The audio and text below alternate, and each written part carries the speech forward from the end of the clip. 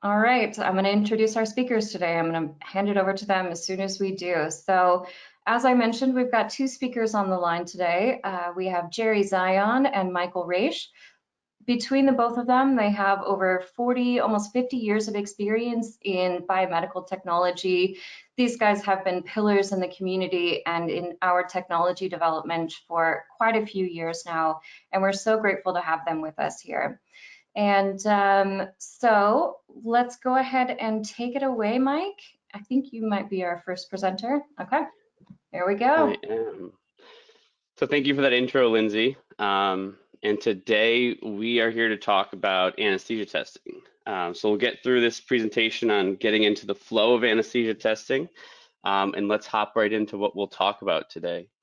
So what we'll cover today is the history of anesthesia, how it's delivered, why it should be tested, as well as how it should be tested. And I think it'll be a really interesting conversation for us to go through. So do make sure to put any questions you have in the questions box, and we'll get to those at the end, and put those in as soon as you think of them. So the first place we'll start is kind of how anesthesia testing came to be, and specifically inhalational anesthesia. So anesthesia started being tested in the early 19th century with Henry Hickman conducting some rather gruesome animal tests. He would nearly suffocate a dog with carbon dioxide and then amputate part of its body to see if it could actually feel pain. Later, scientists used things like chloroform, diethyl ether, or nitrous oxide. And Humphrey Davy is someone who was surprised by how nitrous oxide made him laugh, nicknaming it laughing gas, while at the same time realizing that it had anesthetic properties. Today, we've moved on to inhalational agents due to their rapid induction, emergence, and low tissue solubility. And the five main agents in use today are halothane, enflurane, isoflurane, sevoflurane, and desflurane. They're used to varying degrees across the world in both hospital and veterinary settings. So I do want to talk about what anesthesia should do. So clinicians that are administering anesthesia, they want to depress the central nervous system. This will relax the body, decrease the metabolism, and reduce respiration and oxygen consumption. So anesthesiologists wish for their patients to not feel pain, which is analgesia, not remember, amnesia, not move, immobility, be unconscious, hypnosis, and be relaxed, paralysis. You want all of those to happen because if any one of those didn't occur, you can imagine what that would cause to the patient. So we'll get into that a little bit later, but those are what the anesthesiologist wants the patient to feel. And again, that's why we're using these agents. So before we hop in a little further, I wanted to go right into the first poll question. What is the AGSS part of the anesthesia delivery system? I'll go through the options here, and then we'll open the poll. Is it the anesthesia gas scavenging system? Is it the all gas supply system? Or is it the alternative ground system shunt?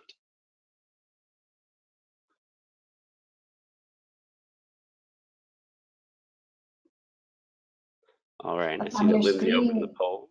yeah, I do have the poll open. So up on your screen, you should see some options here for the ones that Mike just showed on his screen there. So we'll give it a few more seconds here. I've got quite a bit of variety in the answers so far. So looking forward to seeing what everyone comes up with. And we'll talk through the correct answers, of course. Give another 15 seconds or so. We've got about 80% of the people have voted.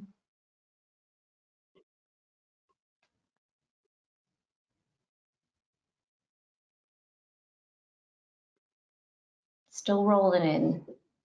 Give it just a few more seconds, and then we do have these polls kind of sprinkled throughout our presentation today, so hopefully we'll have some good engagement from you guys as well. Okay, I'm closing the poll here, and let's show some results. So we have 85% of the people chose the first answer, anesthesia gas scavenging system. 13% chose all gas supply system, and 2% the last one, alternative ground system shunt. Perfect. Well, if we hop back to the slide, the correct answer was A. So 85% of you were right. So that is a part of the anesthesia delivery system. And we won't jump into too much on this slide, but I do want to hop to the next and just talk about those different components. So in terms of the delivery of inhalational anesthesia, it has a delivery system with multiple components. There are two main functions that I want to touch on first. One is to provide respiratory support, as a ventilator does, and the second thing is agent administration, which is what the vaporizer does. So anesthesia machines need to control, support, and even take over patient breathing while the patient is under anesthesia. And that's why we need the respiratory support function, because of what condition the patient could be in. The way the machine does this is through integrating multiple medical devices into one large system. To support breathing, there's a switch or valve and manual mechanism that the anesthesia clinician uses to manually assist breathing using the breathing bag.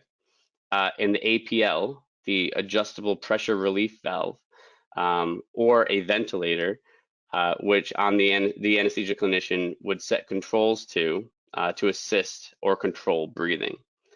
To administer agent and anesthetic gases, there's at least one vaporizer, which you can see there. There are two in the image on the screen. There's a set of flow meters to control the fresh gas delivery. And there might be a carbon dioxide absorber that would be added to the breathing system to scrub out any exhaled carbon dioxide so that the agent-rich gases can be reused. This type of system is called a circle rebreathing system, and we'll get into that into a little bit more detail. And an AGSS, which you guys correctly identified as an anesthesia gas scavenging system, removes any agent from entering the room, right, potentially affecting the clinical staff next to the machine. Also, to monitor patient vital signs, there's a patient monitor, which can monitor ECG, SpO2, NIBP, ETCO2, and more, really whatever's needed to understand that patient's condition. Overall, it's a really complex system, and it's used in a very critical setting. So it's important that we understand what the system is, how it works, and we want to jump into that into a little bit more detail. So Jerry, did you want to jump on this one? Sure. So as we've talked about, there are actually a couple of different breathing systems. I'm just going to talk about two at a very high level here. There's a breathing system that does not include the carbon dioxide absorber, and you control carbon dioxide by increasing fresh gas flow in those kinds of breathing systems.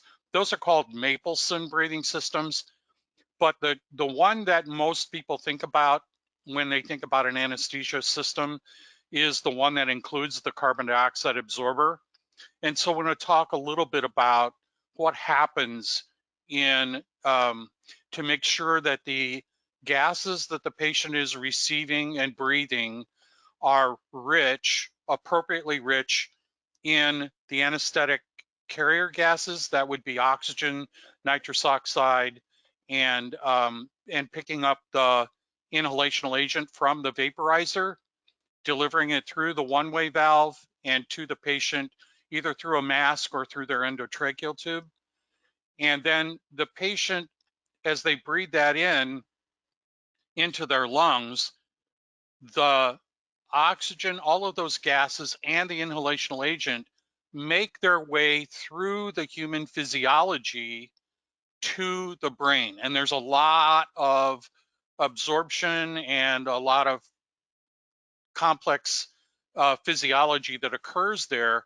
But the goal is to get the brain to be, the central nervous system, to be at the appropriate level of anesthetic in order to achieve the goals that Mike talked about a little bit earlier. So as the patient exhales, they, especially during this equilibration period for their human metabolism, they're going to exhale gases that are still rich in oxygen, nitrous oxide, and the inhalational agents. So you don't want to waste those, because it turns out that oxygen and the inhalational agents are expensive. They cost money. And so what we want to do is have kind of a recycling system.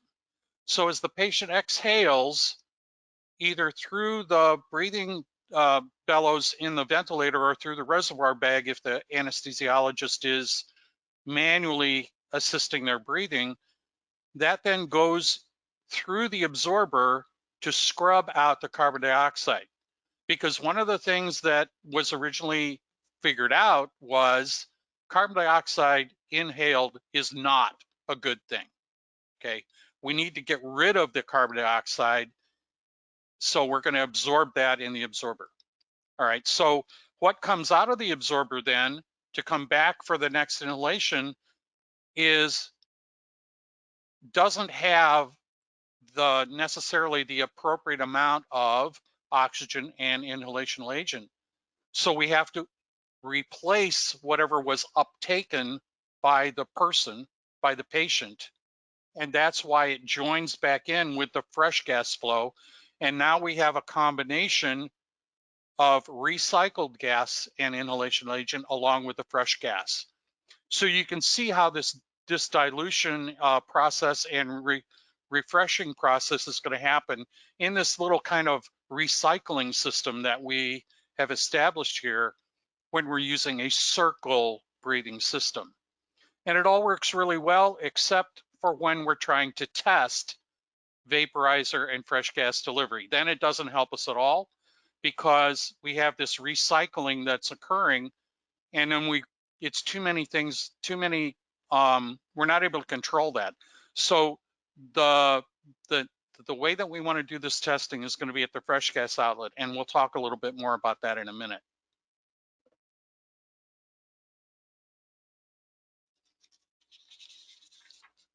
Okay, let's talk a little bit about this vaporizer. So there are a couple of different kinds of designs of inhalational anesthetic vaporizers. The one we're going to talk about here is a wick, a bypass flow over wick type system. It's still in use for many of the inhalational agents. There is also a different one, a different design that works a lot like a fuel injector on a car. We won't talk about that one today. So what happens in this vaporizer is we have our fresh gas flow moving through the vaporizer, and we have a bypass system. So you see the inlet port as it comes down through the vaporizer. We're going to send part of that down past the wicks at the bottom of the vaporizer, because the inhalational agent is a liquid and it's going to be absorbed by the wicks. And so as this gas passes over the wicks to come back up to the breathing tubes, it's going to pick up that inhalational agent. So remember, the gas coming in has oxygen and nitrous oxide, and then it picks up the inhalational agent through this wicking system, and now we have this rich mixture of nitrous oxide, oxygen, and anesthetic agent for the patient to breathe, in order so we can get them to an appropriate state of anesthesia. And there's a couple things to note here. One is desflurane, right? Most vaporizers, they don't need a heating element, but desflurane does require heating. Since it remains a liquid at room temperature, it needs to be a vapor when administered. So you might see a difference in a desflurane vaporizer. And I do want to hit quickly on how you can tell the difference between vaporizers. There is a color code for each agent.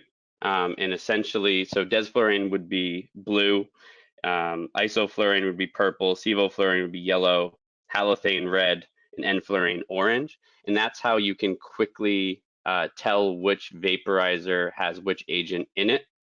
So I do want to bring that up just because making sure that the right agent is being used as well as the right agent is being filled is really important to vaporizers. The safest way to be able to deliver inhalational agent through a vaporizer is to only have one vaporizer mounted. However, the traditional way that we think about in anesthesia systems is we have 2 or 3 vaporizers mounted on the anesthesia system.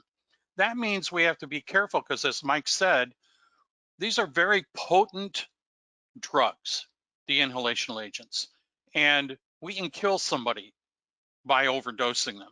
So the way that we prevent the overdose, one way, is with an interlock system on the vaporizers. So once you turn one vaporizer on, if there are more than one mounted on the anesthesia system, the others cannot be turned on. You have to turn the one that's on, you have to turn that off, and then you can select a different one. And there are reasons why you might want to do that under different circumstances to induce anesthesia for the patient. But that interlock system is very important that we verify, and you'll find out why as we go through the rest of the presentation. Absolutely. So with that, we'll jump on to poll question number 2. So why should the gas flow and pressure of the anesthesia system be tested at the fresh gas outlet? Is it because the gases in anesthetic vapor are undiluted and are only from the anesthesia system? Is it because the gases in anesthetic vapor include the concentrations exhaled by the patient? Or does it really not matter? All right, we're going to launch this poll here. So you should be able to choose on your screen one of those 3 options that Mike just went through. We'll give it roughly about a minute.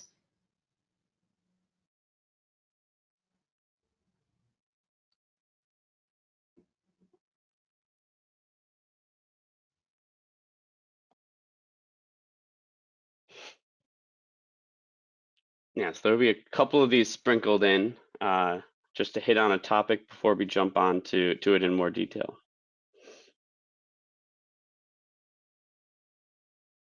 Getting up there, we're at about 65, almost 70% of people have voted so far.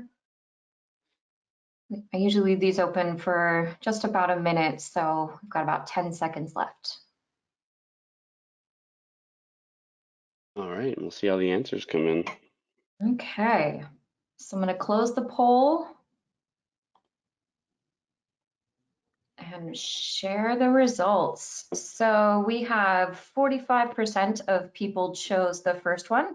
They're undiluted and are only from anesthesia system.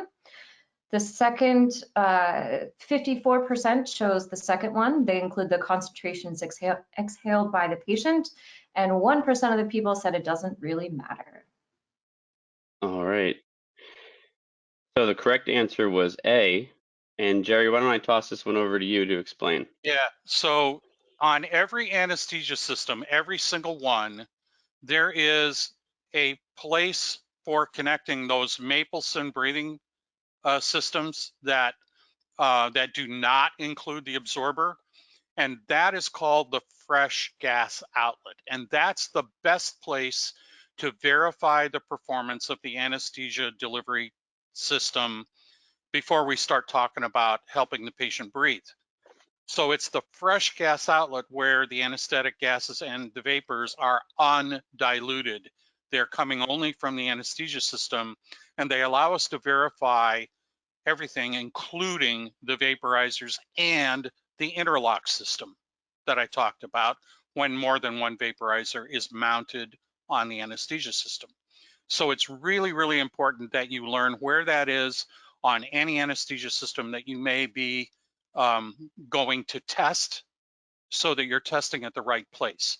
The reason, as I said before, that we don't want to use where the patient Y piece, the Y piece that connects to the mask or the endotracheal tube is, where there's an absorber in the system, that gas concentration is going to be diluted, and it will be different from what's actually coming from the anesthesia machine.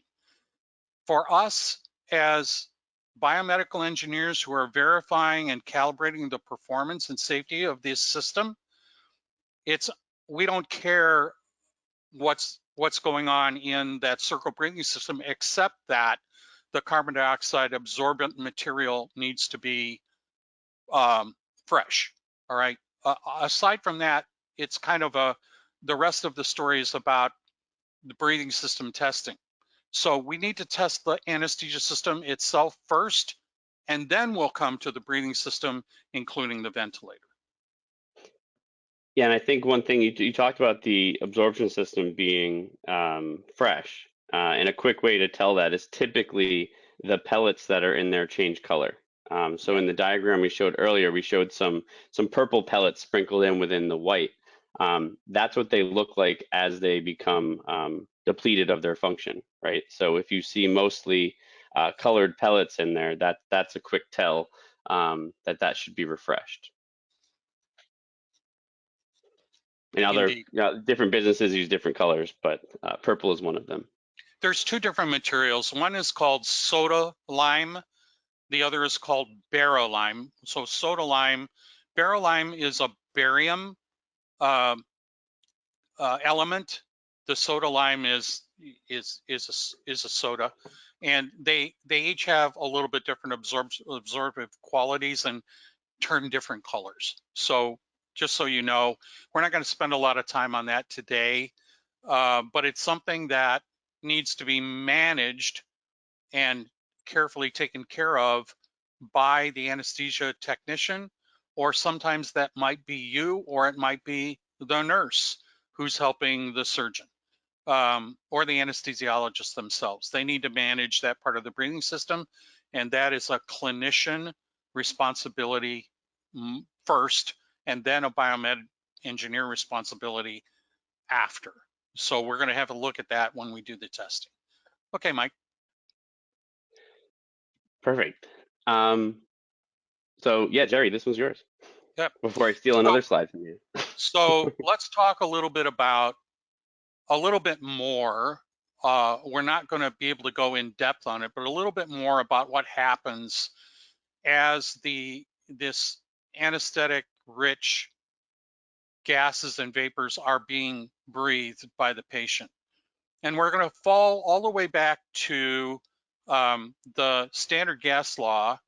Pressure and volume, P and V, are equal to 2 standards of proportionality times the temperature. I'm sorry, times the temperature.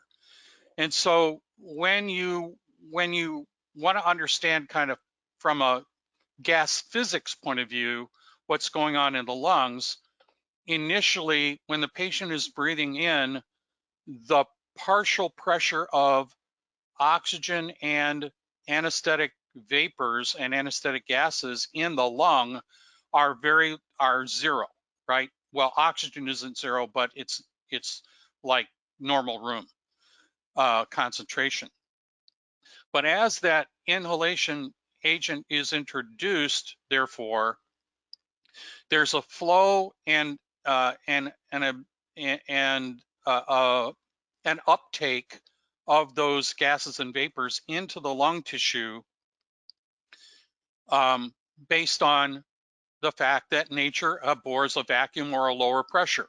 It will try and equalize the pressure, and there's a flow down that gradient. And so that begins this whole process of equilibration, first of all, in the lung. It is then transferred across the blood vessel lung tissue barrier or adjacency into the blood. The blood goes to everything in the body, fat, muscle, and the brain, ultimately, which is muscle. So ultimately, it gets to the brain and builds up a level of inhalational agent in the brain, and it all follows this standard gas law about how that happens. As the patient exhales, then whatever has not been uptaken by the physiology is exhaled back out, as I showed you before when we talked about the circle breathing system. Okay, and that's kind of the inhalational anesthesia delivery, kind of what happens in the human physiology. And it takes a little bit of time for the patient to reach what we call a MAC level, an appropriate concentration in the brain of the anesthetic vapor, so that the patient, so we achieve the goals, which are the patient feels no pain, the patient is quiet, the patient and patient is unconscious, and the patient doesn't remember. Now, there are other things, medications that we deliver in order to help make sure that happens. Paralysis, we may use an opiate like, we may use an opioid agent like propofol or fentanyl. We will use an analgesic, which can be partly the nitrous oxide, but we'll use other analgesics and amnesics as well. Those are injected or infused into the patient, not delivered by the inhalational anesthetic.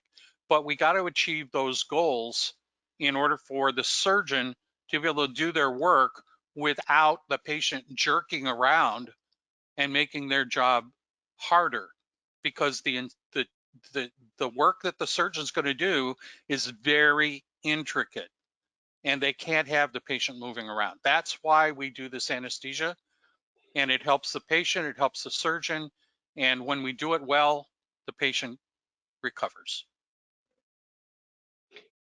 Yeah, so before you do any work on an anesthesia delivery system, it's important to understand the effect that it will have.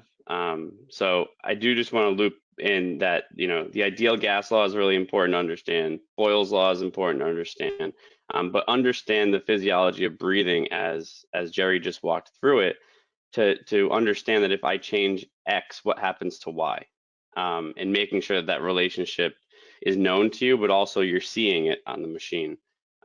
So instead of just changing things, make sure you understand what you're changing and what you should expect to see. It's really important when we're working on such critical medical devices.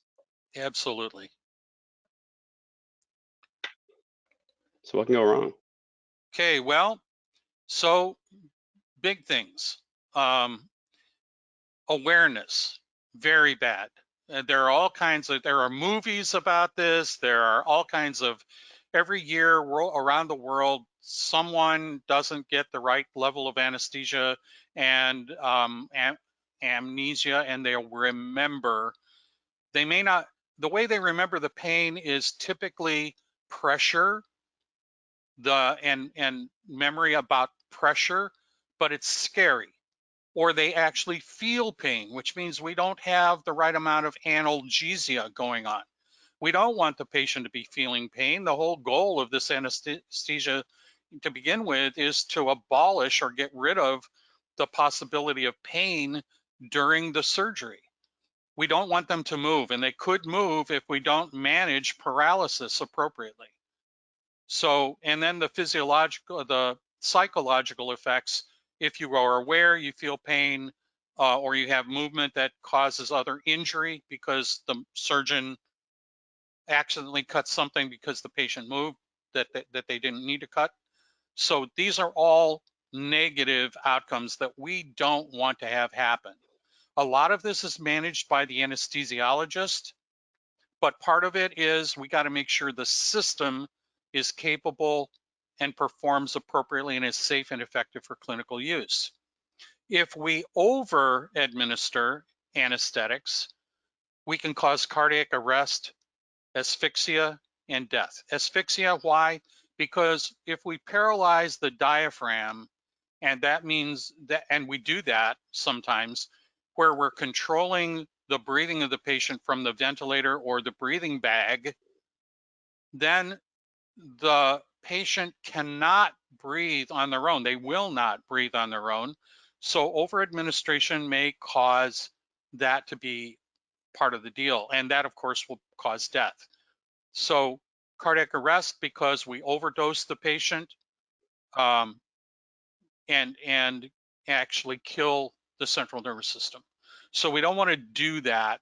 So these both are things we've got to make sure the system helps prevent. Yeah, no, it's important to understand that it happens in both directions, too little and too much. All right, so the next poll question. Why is having more than one anesthetic agent a bad thing? And you can select as many answers as you want here. Is it because there may be a problem with the vaporizer safety system? It may cause an overdose to the patient, resulting in injury or death. It may mean an older, less safe anesthesia system is in use. Oh, what are those three? Oops. Don't worry, Mike, I'm launching the poll up here. You're fine. Too many clicks. It's okay. So up on your screen, you should be able to choose as many that apply to as many answers that apply to this question here. We'll give it about a minute and see how everybody did.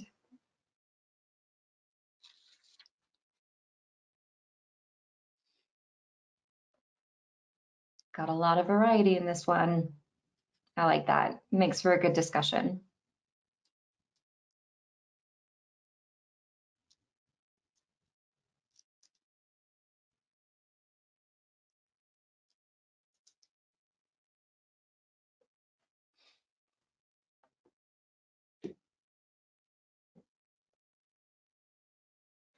Okay.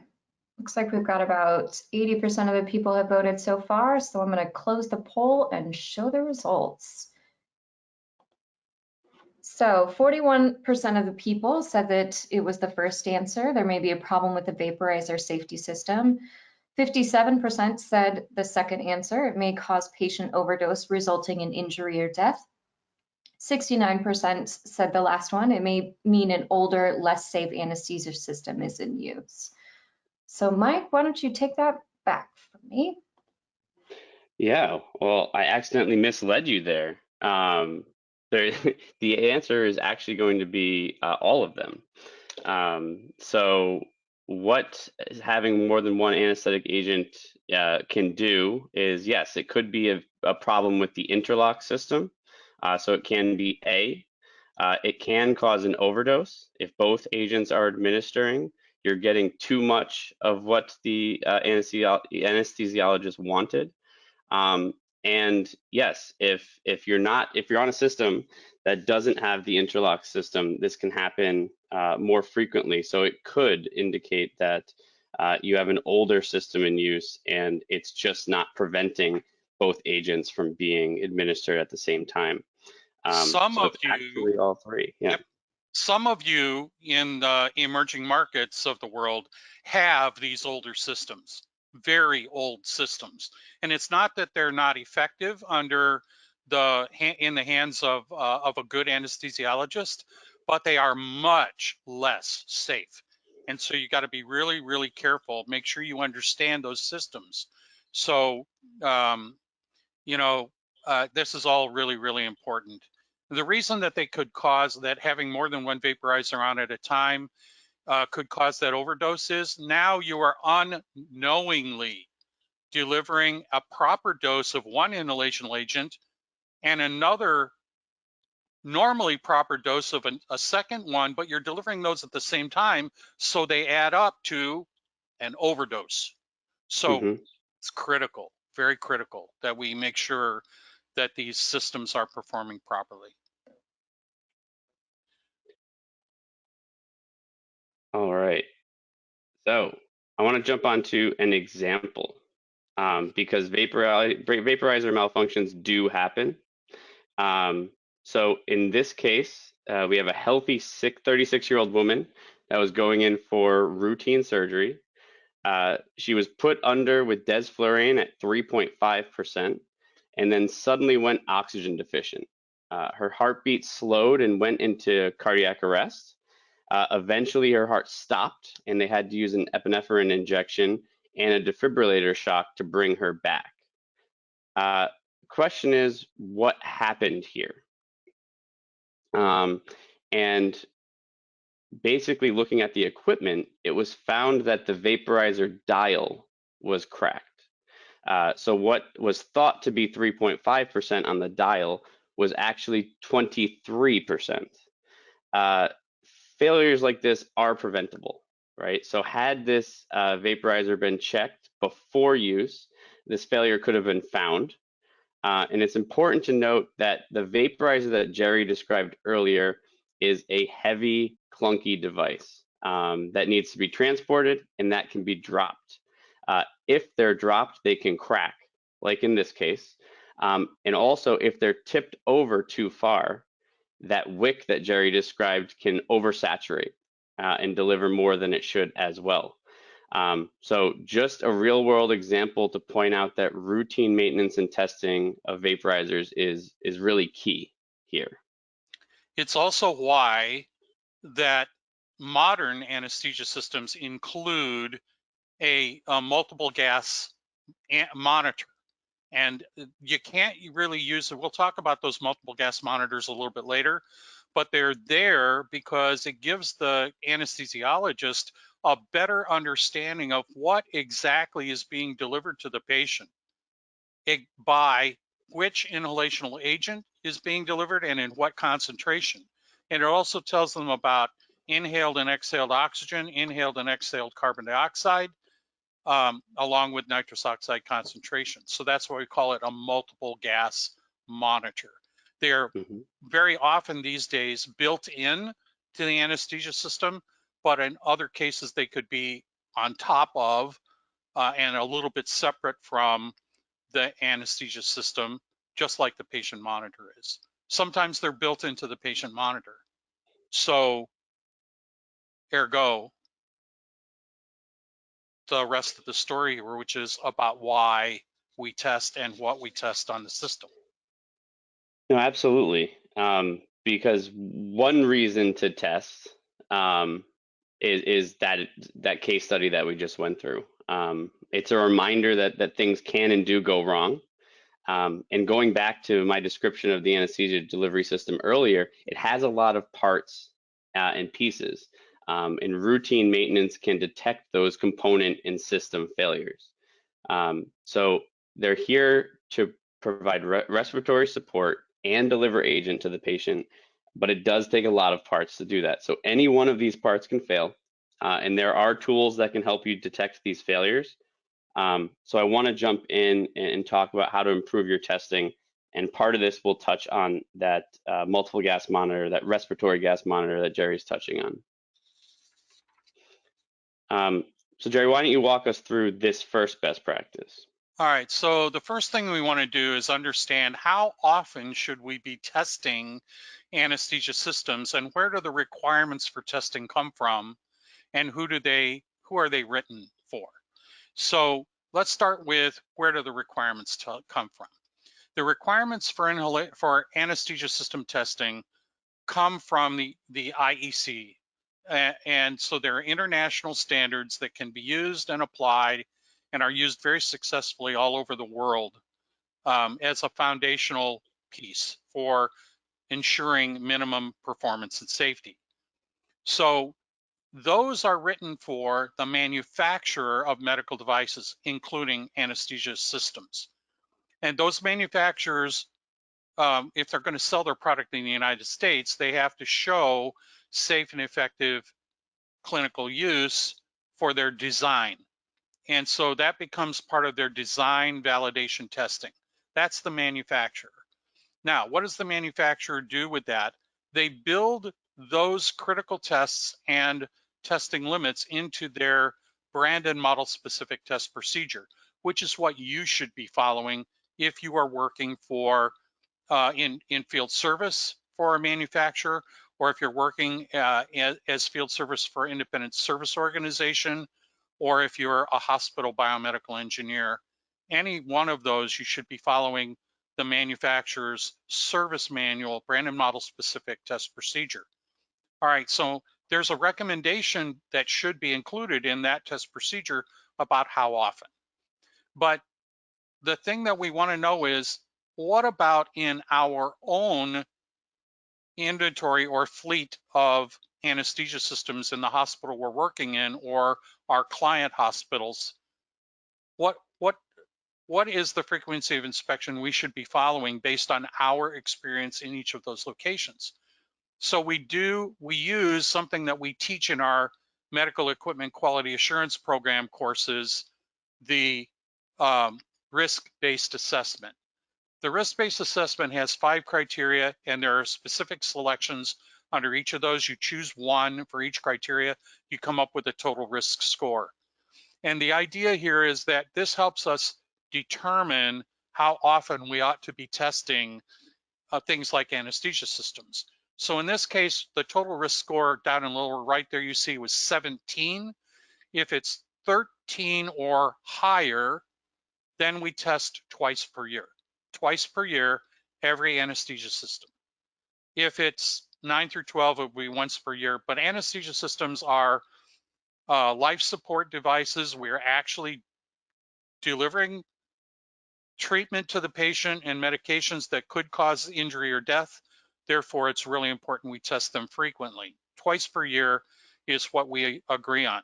When I first came into biomed, we tested anesthesia systems 4 times per year, right? 4 times every quarter. Today, twice per year. But it's therefore really critical that you follow through. It takes time to test an anesthesia system. This is not a 5 or a 10 or a 15-minute workflow. It takes time, and you need to be methodical and follow some more information. But following the service manual test procedure is appropriate. If that's not available, then you can follow the standards, the test procedure from the standards. We don't yet have a workflow for an example workflow for you to use in our MEQA series. We will, but in that case, in any case, at least follow the standard. Perfect.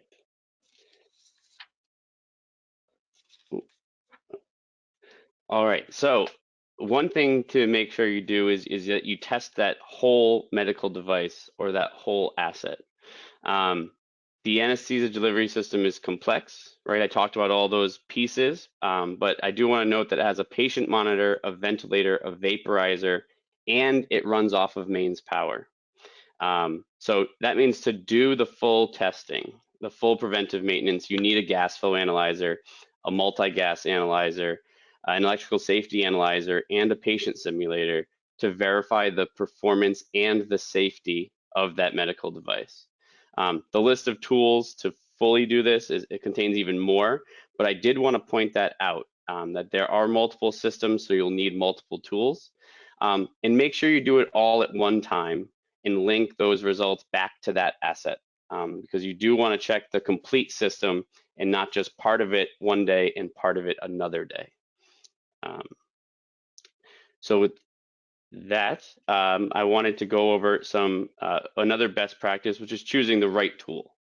So I'm not going to get into this in too much detail, but there are some really good questions that you should be asking yourself before you purchase a gas flow analyzer specifically, or a multi-gas analyzer like Vapor here. Does it do the testing required? Does it meet the specs and ranges and accuracies that you need? Where do you do your testing? Do you have enough space? Do you need it to be portable? Are you moving from site to site? Can you automate it? Do you need to have it plugged in to mains power all the time, or is it battery powered? Is it easy to use and intuitive? These are all really great questions, but just make sure you pick the tool that's right for the job.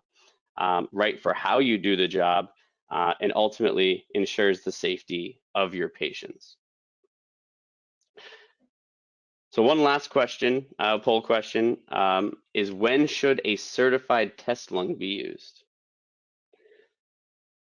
So these choices would be when doing any testing of the anesthesia system, when testing the anesthesia system ventilator, or when testing the output of the anesthesia system before the breathing circuit. Okay, I want everyone, before I launch this poll here, to take a good read of these, because in putting them into the system here, I had to shorten some of them down a little bit. So just want to make sure that you guys get a good look at the options before I hit launch here. So A is when doing any testing of the anesthesia system. B is when testing the anesthesia system ventilator. C is when testing the output of the anesthesia system before the breathing circuit. Perfect, thank you. It was just No a third problem. one that I ended up having some trouble with our character limits, I guess. So we'll leave this open for another about 30 seconds here. We've got some good engagement and a wide variety of answers, so that's good. Great.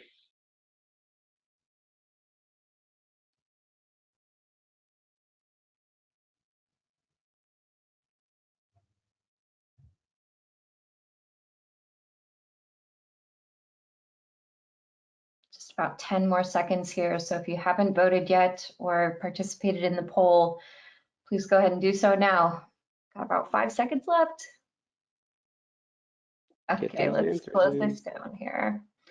And I will share the results. Okay, so 25% of the people picked the first answer, 57% picked the second answer, and 18% picked the third. All And right. the correct answer is, drum roll. So it is B. So you want to use a test lung to basically ensure that all of the breath parameters are correct. So when you're testing the ventilator function of the anesthesia delivery system, that's when you'll want to use a test lung. You want that test lung to be certified because you want to account for that in your measurements. So your gas flow analyzer should be able to take in the compliance of your test lung that you're using, so that it accounts for it in its own measurements. And you want to be able to rely on that lung and know that it's certified and calibrated, because again, this is a critical medical device that can provide life support. So yes, it's when you're testing the ventilator function of the anesthesia system. Yeah, Mike is exactly right here. We're not talking about it too much in this particular session, but we do talk about a concept called traceability, and that has to do with making sure your entire testing system, all of the test instruments that you're going to use, are accurate in terms of their calibrations, so that the measurements that you're going to make on the anesthesia system, in this case, are also accurate and traceable, meaning that if I do the testing on the same brand and model of anesthesia system here in the US that you are doing when you're anywhere else in the world, that our measurements are going to be the same and comparable. Because otherwise, if we didn't have that traceability, we'd be all over the map and nobody could tell what the actual safety and effectiveness for clinical use is of anything anywhere in the world. So we have this agreement. There's a whole webinar about metrology for medical equipment quality assurance that I hope that you'll go and find. It's on our website. So we'll talk a little bit more about that differently, but this is important. The test lung is basically the mechanical part of simulating the patient's mechanical part of their breathing system. So you really need it. You connect it in an appropriate way, your gas flow analyzer and the test lung being your simulated patient. And the cool thing is the gas flow analyzer tells you what the patient couldn't. It kind of, if you could see in the eyes of your patient the concentrations that they're receiving, and all of the breath parameters that they're receiving, and their lungs, then you would have the equivalent. So that's what we're trying to create here. It's really, really, really important here. So make sure that you've got that going for you. Sorry to jump in, gentlemen, but I did want to give you a bit of a time call here. We're at 55 minutes through. We may run over a little bit, so just so you folks know, anyone that's hearing my voice right now and concerned about leaving a little bit early, I would encourage you to stick around for the Q&A. We've only got a couple more slides left, and feel free to put in those questions right now as well, and we'll get to them here shortly. But yes, just a fair warning, we may run over just a little bit for our Q&A. Absolutely. I'll try and get through the next slides quickly to get to some Q&A. So on this one, it's just picking the right technology. So IR, infrared photospectrometry, is the technology that's used by most multi-gas analyzers. There are two types. One is dispersive, which uses a prism, and then there's non-dispersive using optical filters. Just ensure that you're using the most up-to-date technology with NDIR, non-dispersive infrared, to make sure that you have the most accurate gas detection. The image shown here is pretty busy, but the wavelengths, the important message is that the wavelengths are really close together and really hard to detect. So in order to detect those the best way possible, use the latest technology. And one thing is what Jerry pointed out, the device, the vapor will tell you what it sees, not what you tell it to see. So if you plug it in, it will tell you up to 2 agents that it sees at the same time. So again, it can detect those interlock failures. And you don't have to say, hey, look for desflurane or look for isoflurane. It'll tell you exactly what it sees. It will act as the patient. Keep going, Mike, you're doing good. So the other thing is the last thing is just to understand the total uncertainty of your system. This goes back to traceability, this goes back to uncertainty budgets, but many biomeds might be using calibrated gas to conduct routine maintenance on the multiple gas monitor, and then using that multiple gas monitor to verify their vaporizers. Calibrated gas is used to test the multiple gas monitor, and the containers are marked with the specific percentage of each gas and vapor it contains. That's proper metrology for the multiple gas monitor, but using the multiple gas monitor to test the vaporizer isn't accurate enough. Calibrated gas has an uncertainty, as does the multiple gas monitor. So really you could be adding uncertainty X from the gas to uncertainty Y from the monitor. So the fewer items in that chain, the fewer items in that uncertainty budget, the lower your overall uncertainty.